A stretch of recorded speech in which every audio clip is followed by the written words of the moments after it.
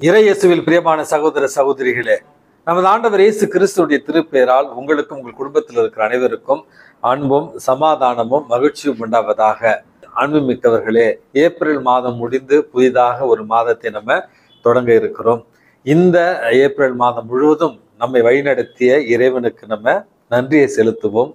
புதிதாக நமக்கு கொடையாக கொடுக்கப்பட்டிருக்கிற மே மாதத்தை அவருடைய திருக்கரங்களில ஒப்படைத்து மன்றாடி செபிப்போம். ஏப்ரல் மாதத்துல நம்முடைய திருத்தந்தை பிரான்சிஸ் அவர்களை இறைவன் திரும்பவும் விண்ணகத்திற்கே அழைத்து கொண்டார் என்பது நம் அனைவருமே அறிந்த ஒரு உண்மை.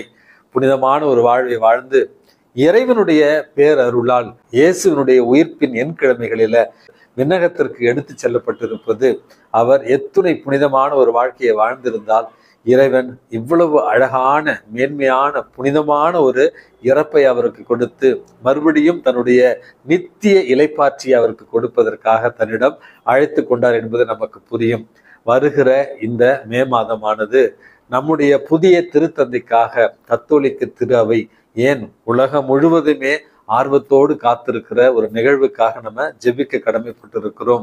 வரலாற்றுல மிக முக்கியமான ஒரு மாதமாக இருக்க போகிறது இந்த 2025 மே மாதம். ஆகவே தொடர்ந்து திருத்தந்தையினுடைய ஆன்ம இலைப்பாட்சிக்காக ஜெபிப்போம்.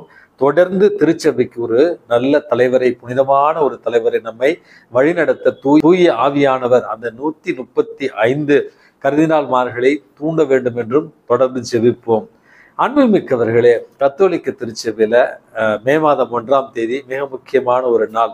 காரணம், தொழிலாளர்களுடைய பாதுகாவலராக அறிவிக்கப்பட்டிருக்கிற அன்னை மரியாளுடைய கணவர், நமது ஆண்டவர் இயேசு கிறிஸ்துவனுடைய இந்த மன்னகத்தின் தந்தையாக இருந்த புனித சூசியப்பர் என்று சொல்லப்படுகிற புனித வளனார், புனித யோசேப்பு அவர்களை பாதுகாவலராக கொண்டிருக்கிற உலக உழைப்பாளர்கள் தினத்தை தான் நாளைக்கு நம்ம கொண்டாடுகிறோம்.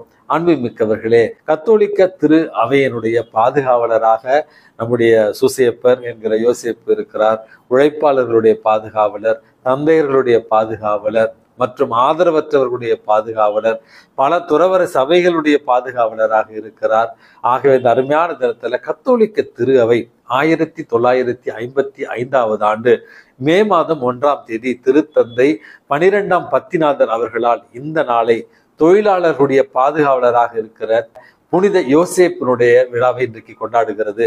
அன்புமிக்கவர்களே, தொழில் புரட்சிக்கு பிறகு இந்த தொழிலாளர்கள் கைவிடப்பட்டவர்களாய், ஆதரவற்றவர்களாய், கடவுள் நம்பிக்கையற்றவர்களாய் மாறக்கூடிய ஒரு சூழல் இருந்த நேரத்துல தான் கத்தோலிக்க திரு அவை தொழிலாளர்களோடு இருக்கிறது, உழைப்பாளர்களோடு இருக்கிறது, விளிம்பு நிலை மக்களோடு இருக்கிறது என்பதை உலகுக்கு அறிவிக்கும் வண்ணமாகத்தான் உலக தொழிலாளர்களே ஒன்றுபடுங்கள், உங்களுக்காக ஒரு முன்னோடியாக பாதுகாவலராக புனித சூசியப்பர் இருக்கிறார் என்று அவர்களை ஊக்கப்படுத்தவும், அதே நேரத்தில் அவர்களை உற்சாகப்படுத்தவும், அவர்களுக்கு பாதுகாப்பாக இருக்கவும் தான் இந்த நாளை கத்தோலிக்க திரு அவை அறிவித்திருக்கிறது. ஆகவே நாம் கொண்டாடுகிற இந்த நாள் புனித சூசியப்பர் தொழிலாளர்களுடைய பாதுகாவலர் என்கிற நினைவு விழா. அன்புமிக்கவர்களே, புனித யோசேப்பு, புனித சூசியப்பரிடமிருந்து ஒரு 5 பாடங்களை, வாழ்க்கை பாடங்களை இன்றைக்கு நான் உங்களோடு சேர்ந்து கற்றுக்கொள்ள விரும்புகிறேன். முதலாவது, யோசேப்பு அல்லது சூசியப்பர் என்று சொன்னாலே விவிலியத்துல மிக குறைவான பகுதிகள் தான் நமக்கு வாசிக்க கிடைக்கின்றன.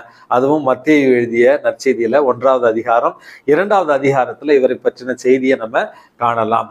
புனித யோசேப்பு அப்படின்னு சொன்னாலே இறைவனுக்கு கீழ்ப்படிந்த ஒரு புனிதராகத்தான் நமக்கு அறிமுகமாகிறார். அன்புமிக்கவர்களே, புரியாத நேரமாக இருந்தாலும், குழப்பமான ஒரு நேரமாக இருந்தாலும், என்ன நடக்க போகிறது என்று ஒரு குழப்பமாக இருந்தாலும் இறைவன் மீது நம்பிக்கை கொண்டவராய் அன்னை மரியாளையும் இயேசுவையும் பாதுகாக்க அவர் முழுவதும் கீழ்ப்படிந்தார் என்று தான் இன்றைக்கு விவிலியத்துல நம்ம வாசிக்கிறோம். பல நேரங்களில் கஷ்டங்கள் வர நேரத்துல, துன்பங்கள் வர நேரத்துல நாம் ஆண்டவருக்கு எதிராக முணுமுணுத்து கடவுளுக்கு எதிராக கீழ்ப்படியாத உலகப்போக்கான ஒரு வாழ்க்கை வாழ்கிறோம். அதை விடுத்து புனித யோசேப்பை போல கீழ்ப்படிதல் உள்ள பிள்ளைகளாக வாழ இறைவனிடத்துல இன்றைக்கு மன்றாடி செவிப்போம். அன்புமிக்கவர்களே, 2வது ஒரு புண்ணியமாக, 2வது ஒரு வாழ்க்கை பாடமாக புனித யோசேப்பு சுயநலமற்ற, அப்பழுக்கற்ற, தூய்மையான ஒரு மனிதராகத்தான் இந்த உலகத்துல வாழ்ந்திருக்கிறார்.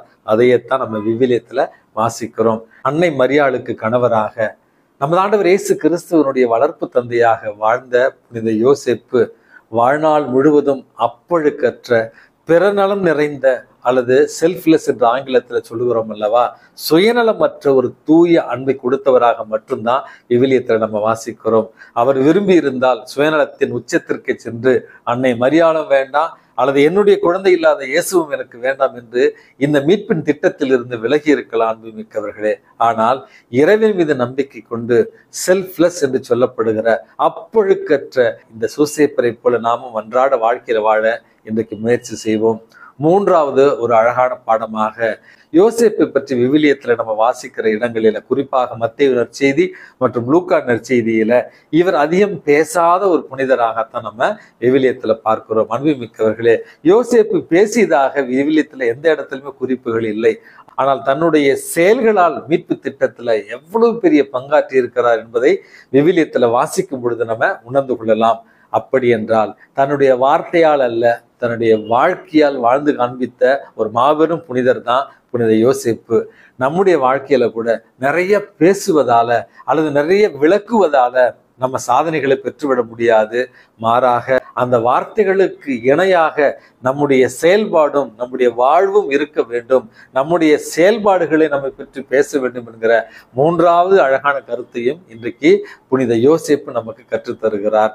நான்காவது ஒரு அழகான பாடமாக அன்புமிக்கவர்களே, புனித யோசேப்பு விவிலியத்துல கடினப்பட்டு உழைத்த ஒரு உழைப்பாளியாக நமக்கு காட்டப்படுகிறார். இயேசுவையும் அன்னை மரியாளையும் தன்னுடைய உழைப்பால் காப்பாற்றிய, உழைப்பால் பாதுகாத்த, உழைப்பால் பராமரித்த ஒரு அன்பு புனிதராகத்தான் நமக்கு காட்டப்படுகிறார்.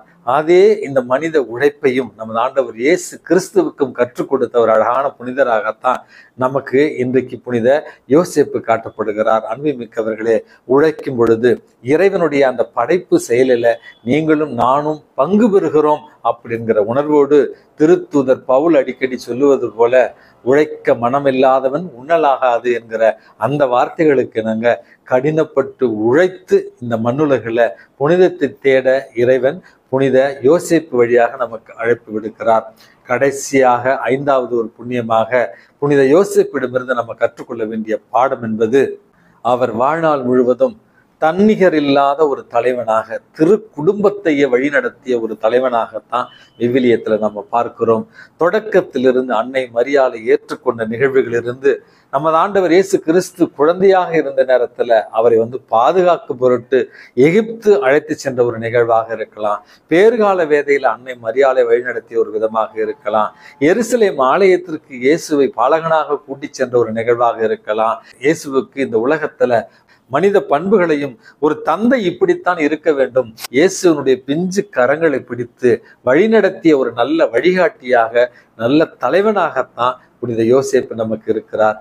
இந்த மண்ணுலகில நாம் வாழுகிற இந்த வாழ்க்கையில எல்லா சூழல்களிலும் மற்றவர்களை இயேசுவிடத்துல வழிநடத்துகிற தன்னிகரில்லா தலைமைத்துவம் கொண்டவர்களாக வாழ வேண்டிய அந்த வரத்திற்காகவும் புனித யோசேப்பினுடைய பரிந்துரையால் இன்றைக்கு மன்றாடி ஜெபிப்போம். உழைப்பாளர்களுடைய தினமாகிய இன்று நம்மிடையே வாழ்ந்து கொண்டிருக்கிற உழைப்பாளிகள், விவசாயிகள் மற்றும் அன்றாட பணிகளை செய்பவர்களோடு சகோதரத்துவத்தோடு பழக வேண்டிய ஒரு மனப்பாங்கையும், அதே நேரத்துல உழைப்பிற்கு ஏற்ற ஊதியத்தை நீதியோடும் சமூக நீதியோடும் அவர்களுக்கு அளிக்க வேண்டிய ஒரு மனப்பாங்கையும், அவர்களை நம்முடைய சகோதர சகோதரிகளாக இந்த உலகத்தை ஒவ்வொரு நாளும் உய்விப்பவர்களாக மதித்து அவர்களோடு உறவாட இறைவன் நல்ல ஒரு இதயத்தை இறைவன் நமக்கு தர வேண்டியமா இன்றைக்கு மன்றாடி, இறைவனுடைய ஆசீர் இந்த உலகத்தை தங்களுடைய உழைப்பால் உயர்த்துகிற ஒவ்வொருவரோடும் இருக்க வேண்டும் என்று உழைப்பாளர்களுக்காக ஜெபித்து நாமும் உழைத்து உயர்ந்திட இறைவனுடைய அருளை இன்றைக்கு மன்றாடி ஜெபிப்போம். எல்லாம் வல்ல இறைவன் தந்தை, மகன், தூய ஆவி உங்களையும் உங்கள் குடும்பத்தில் இருக்கிற அனைவரையும் நிறைவாக ஆசீர்வதித்து பாதுகாத்து வழி நடத்துவாராக.